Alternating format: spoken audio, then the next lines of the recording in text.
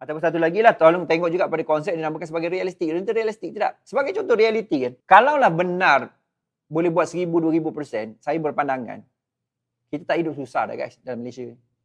Panggil salah 2 trader yang kan, bawa pergi bank negara, full margin je. Bagi sama rakyat, kan.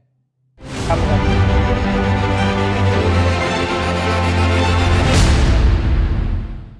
Alright, Assalamualaikum. Hai, saya Jero Azrul dan kali ini kita fokus pada tutorial iaitu mengenai pengurusan emosi.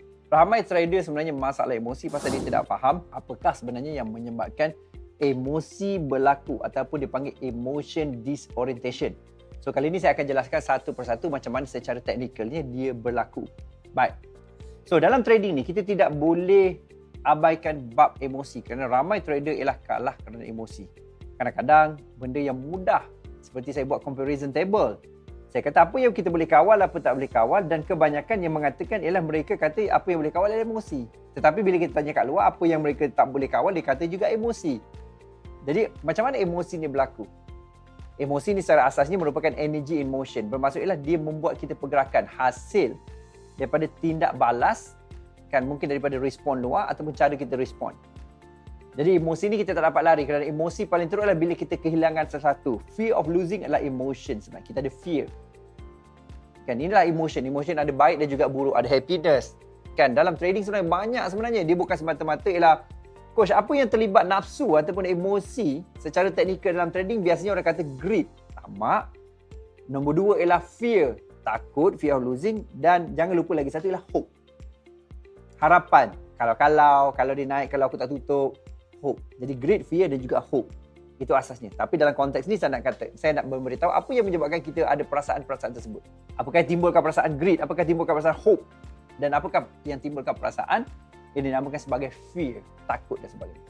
Secara asasnya menurut psikologi atau menurut pengalaman juga pada sama juga, dia terlibat dengan 2 perkara emotion dia boleh berlaku.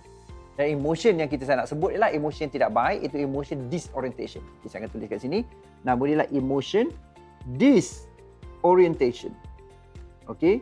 So ini yang berlaku nombor 1 ialah emotion disorientation. Macam mana emotion disorientation dia berlaku? Nombor 1 ialah objektif. Coach Kemon saya pernah dengar ni. Ya. Objektif maksudnya kita setting objektif yang bukan-bukan. Contohnya objektif ni biasanya orang trading kebanyakan ialah orang nak reward lah. Betul tak? Dan USD. Dan saya tak salahkan you kalau berlaku macam ni. Ramai yang kat luar sana sebenarnya menunjukkan sifu-sifu TikTok lah. Fly. Sunam-sunam. Jadi nampak macam senang macam tu kan. Jadi objektifnya ialah fly. Sunam-sunam. So apa yang berlaku pada mereka ialah mereka ada objektif ialah benda ni rewardable. Kan? Maksudnya benda ni ialah sebenarnya ialah dia menyebabkan ialah satu ialah melihat kepada satu konsep di mana benda itu akan menjadikan you satu sudut mengalami emotion disorientation. Pasal objektif yang berdasarkan reward, kalau tak dapat reward ialah apa berlaku? You akan jadi stres. Okay, you akan jadi kecewa. Okay, itu kita akan bincang bab expectation tu. Tapi sekarang ni bab iaitu fokus pada reward. So kalau objektif kita pada reward, bermaksudlah semua decision making kita adalah reward. Contohnya bila kita dah buy, kita layer banyak pasal kita fikir reward. Dan bila kita buy ataupun sell, kita masukkan lot besar kerana kita fikir reward. Dan kerana apa kita tak tunggu setup atau tempat entry sepatutnya ialah kerana kita fikir reward.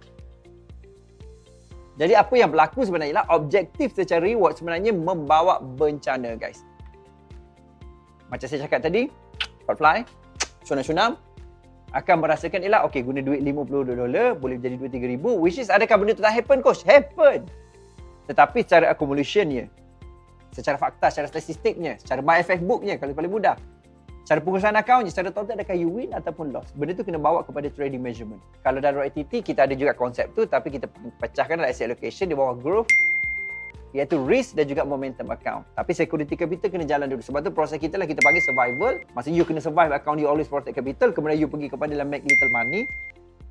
Percentage yang equivalent kepada 1%, 5%, 10%. Dan juga skill berdasarkan modal. Kan modal besar sebenarnya low risk, dia akan bagi you banyak lagi income sebenarnya. Secara santai, secara selamat dan juga banyak lah. Okay. So satu objektif. Jadi kena ingat satu lagi lah you kena tengok you focus risk ke ataupun reward. Ini yang saya terangkan tadi. Okay. Saya nak you focus risk kerana risk ni ialah always take care risk and reward will take care themselves. Ini kena ingat. Ini kena pegang gila-gila. Ini adalah benda kunci dia. Jadi bila kita set objektif kita untuk mengelakkan emotion disorientation, jangan fokus kepada reward kerana dia akan bagi emosi gila-gila guys. Kita fokus kepada lah pengurusan risiko. Jadi tak best lah coach gamer ke siapa nak belajar pengurusan risiko kan? Orang nak belajar buat duit ni. Itulah masalah kenapa ramai trader gagal sebenarnya tak keluar daripada kelompok yang sama, tahap yang sama kerana masalah yang berlaku pada mereka tidak sedar secara consciousnya benda ni berlaku happening. Sebab tu ramai orang sebenarnya dalam sekarang ni ramai yang ditipu dalam ialah scam-scam pelaburan. Masuk 500, dalam masa 6 jam dapat 3,000. Lepas tu dah dapat 3,000 tu, dia akan minta you deposit sikit pasal ada akaun sangkut pending dah ada, lagi 18,000 dah dapat, cuma tambah 2-3,000 lagi. Dan akhirnya ditipu kerana objektifnya ialah setting kepada reward. Kalau kita pakai the risk, kita tak buat macam tu. Tapi ini ramai berlaku sampai sekarang. In fact, masa saya cakap ni, saya ada lagi message pagi tadi, dah kena tipu. Jadi benda ni yang you kena kekal. Apakah you punya objektif? So satu setting objektif, dan kalau you coach macam mana nak fokus pada risk dulu. Always take a risk and reward will take care themselves. Okay, yang kedua, apa yang menyebabkan problem dia? Kedua ialah you punya expectation. Expectation ni satu perkara yang reality, satu lagi unrealistic. Okay, kalau you nak faham konsep reality dan realistic tu, maksudnya contohnya ramai juga trader sebenarnya dalam satu konsep, dalam satu trading ataupun dalam satu aktiviti dia buat semasa trading, dia fokuskan unrealistic return. Sebab expectation ialah aku masuk 100 cuci 1,000, aku masuk 100 cuci 2,000, aku masuk 1,000 cuci. Kalau minat sangat cuci, saya rasa baik buka kedai dobi lah. Kan? Ada juga faedah je confirm profit. Kalau setakat cuci ni saya rasa tak sesuai lah. Okay. Sarkastiknya coach. Ya, memang saya sarkastik kerana sebenarnya you kena faham ialah dia punya expectation. Sebab expectation ni equal kepada frustration. Bila you expect sesuatu jadi, sesuatu berlaku, bila tak jadi kita akan rasa frust. Kita akan rasa kecewa dan keluarlah blame, justifications, pointing fingers, salahkan orang lain. Dan akan timbul ialah in denial, akan timbul ialah aku tak percaya benda ni, akan timbul anger, rasa guilty. Dia datang daripada situ sebenarnya. Sebab expectation tu tidak meet dia punya requirement ataupun expectation dia tidak meet kepada condition yang dia nak. Ini satu benda yang sangat serius guys. Baik berlaku dalam financial market, baik berlaku dalam hubungan, baik berlaku dalam pelbagai keadaan yang mungkin berbeza. Jadi you kena lihat, satu ialah kita ada reality lah, satu ialah expectation dia ada reality ke tidak. Kalau you tengok kan, kadang-kadang bila kita terlalu pakai konsep ialah kita terlalu overestimate what kita can do in 1 year and underestimate what it can do in 10 years atau decade. Jadi benda ni sebenarnya menyebabkan kita jadi lumpuh. Menyebabkan kita buat kita lumpuh. Kita tak dapat hasil yang sepatutnya.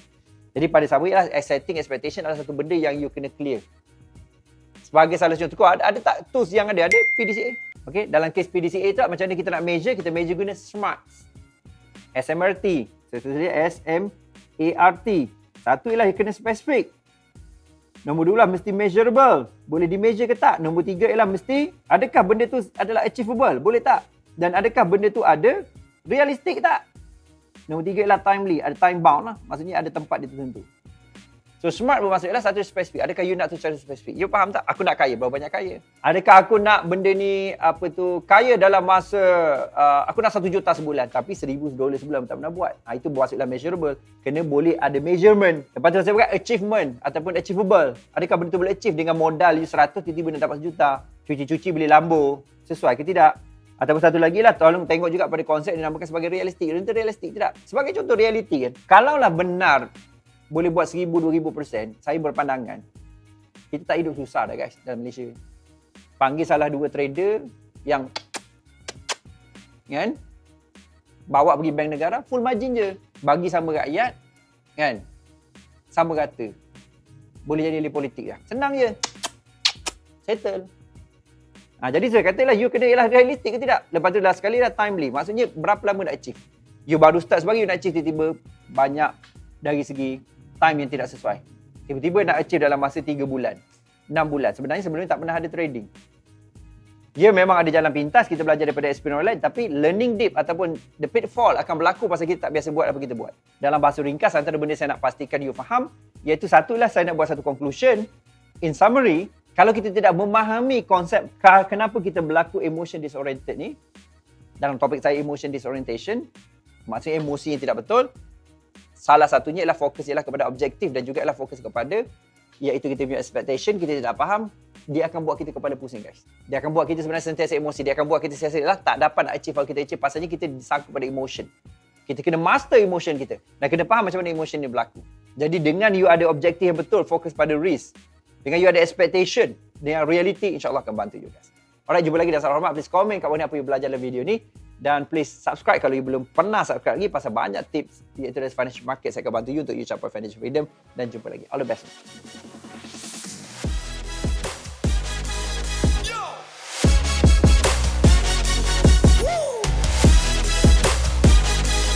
Drop the beat.